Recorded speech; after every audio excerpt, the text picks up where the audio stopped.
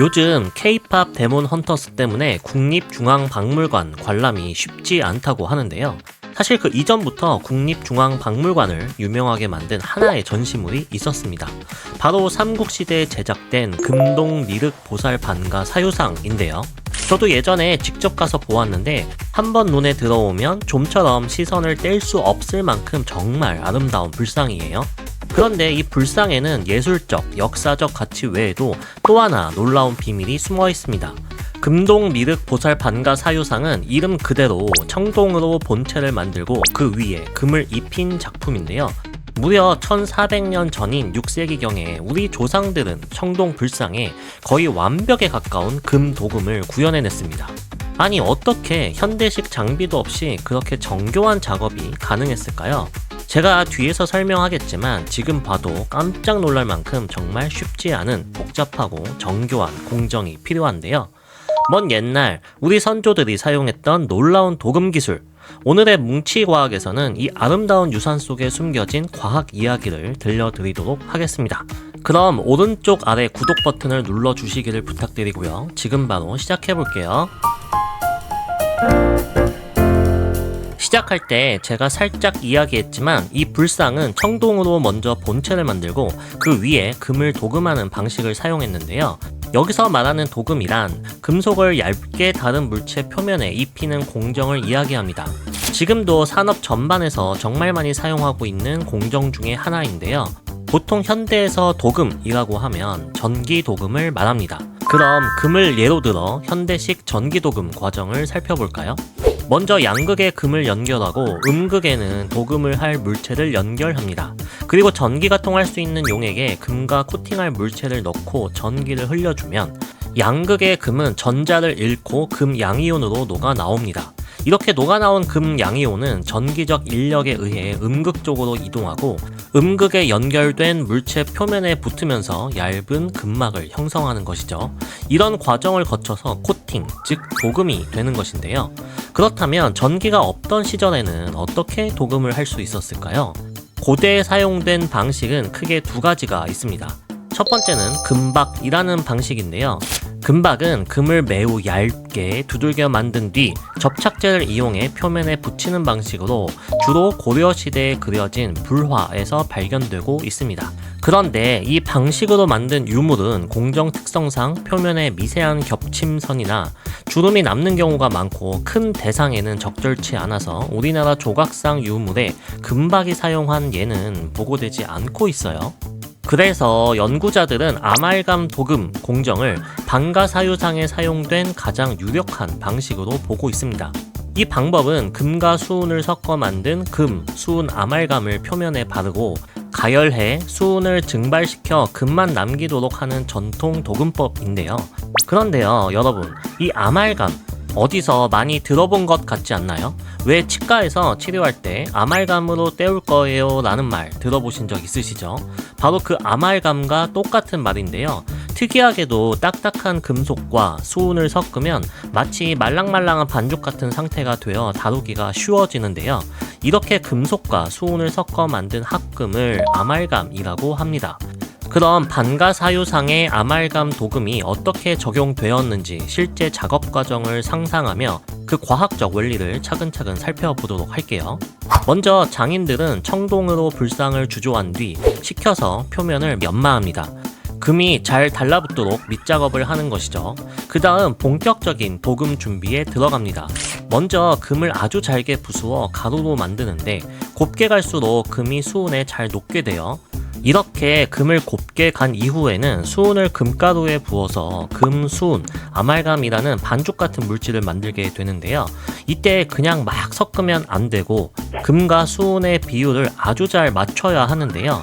수은이 너무 많으면 반죽이 묽어져서 바르기가 어렵고 또 가열했을 때 금이 잘 달라붙지도 않게 되죠. 반대로 수은이 너무 적으면 금이 아예 수은에 잘 녹지 않게 됩니다. 그래서 장인들은 경험을 통해 금과 수은의 비율을 1:6에서 1:8 정도로 맞춰야 가장 고르게 도금된다는 걸 알고 있었던 것인데요. 이렇게 잘 준비된 금 아말감 반죽은 드디어 불상 표면에 골고루 발라지게 됩니다.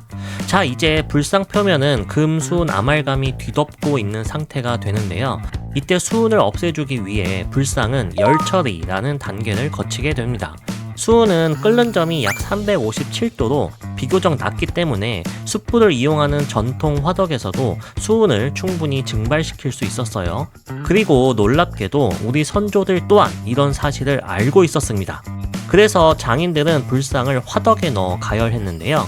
여기서 중요한 점은 단순히 수은만 날려버리면 금가루가 다시 떨어져 버린다는 것입니다. 금, 수은, 아말감이 불상 표면에 발라져 있는 상태는 금가루가 그냥 표면 위에 얹혀 있는 것에 불과하기 때문인데요. 즉 수은이 증발되어 날아가는 과정 중에 금가루가 불상의 표면과 반응해서 물리적으로 단단히 붙어 있을 수 있는 충분한 시간을 주어야 합니다.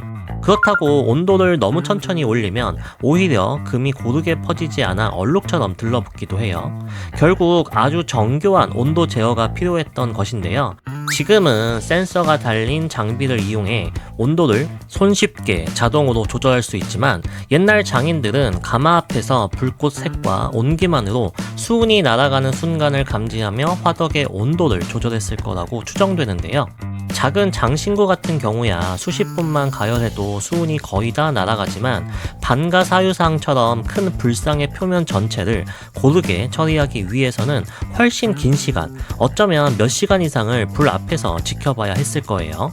개인적으로 이런 정교한 작업을 오직 장인들의 경험과 감각에만 의존했다는 게 놀랍기만 합니다.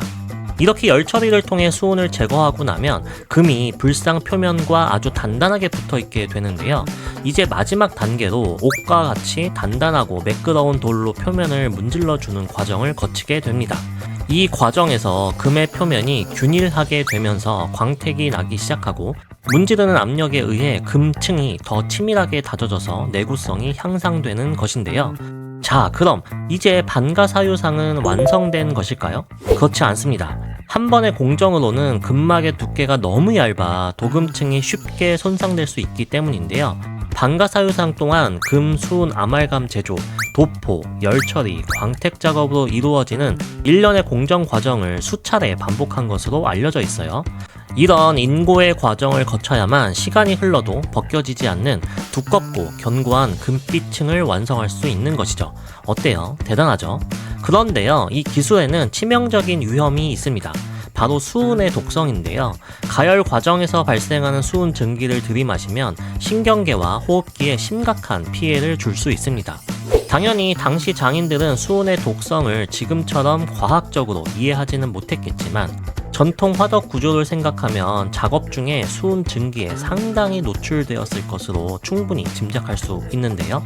이런 열악한 환경에서도 장인들은 오직 경험과 감각의 의지에 완벽에 가까운 금, 수은, 아말감 도금 공정을 완성했습니다. 과연 그 과정 속에서 얼마나 많은 시행착오를 겪었을지 쉽게 상상하기 어려운데요. 지금처럼 공정 장비들이 발달하고 물리화학 지식이 충분한 시대에도 온도, 시간, 조성 같은 변수를 최적화하는 일은 결코 쉽지 않습니다.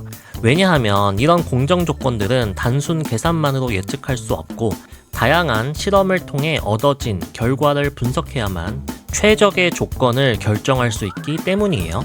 게다가 조금만 조건이 달라져도 전혀 다른 결과가 나오는 경우가 빈번하게 발생하기 때문에 하나의 공정기술을 개발하는 것은 지금도 너무너무 어려운 일입니다. 그래서요, 저는 이 불상이 오늘날까지도 찬란한 금빛을 발하는 이유는 단지 아름다운 자태나 금동 불상이라는 특성 때문만은 아니라고 생각하는데요. 그 이면에는 수많은 장인들이 흘린 땀과 삶, 그리고 세대를 이어 전해진 정교한 기술이 켜켜이 쌓여 있었기 때문에 1400여 년이 지난 지금까지도 보는 사람들에게 감동을 주는 것이 아닐까 합니다. 여러분, 오늘 영상에서는 반가사유상에 사용된 우리 선조들의 놀라운 도금 기술에 대해 알아보았는데요.